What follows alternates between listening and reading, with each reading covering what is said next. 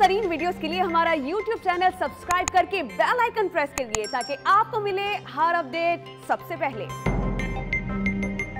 सबसे पहले आपको बताएं, अफगानिस्तान में तालिबान की तेज रफ्तार पेशकदमी जारी है। 19 सूबों पर कब्जे के बाद जंगजुओं ने दारुल-हुकूमत काबुल पर नजरें जमा ली हैं।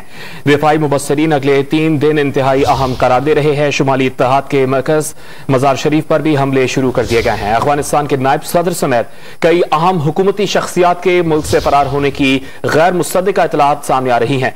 अफगान सदर अशरफ गनी पर इस्तीफे के लिए दबाव बढ़ गया है। अशरफ गनी ने अफगान कौम के नाम रिकॉर्ड किए गए वीडियो पैगाम में सरकारी फोर्सेस की नई सफबंदी का पैगाम दे दिया है। अशरफ गनी ने पैगाम में कहा कि मुल्क अदम इस्तेहकाम के खतरे से दो चार है।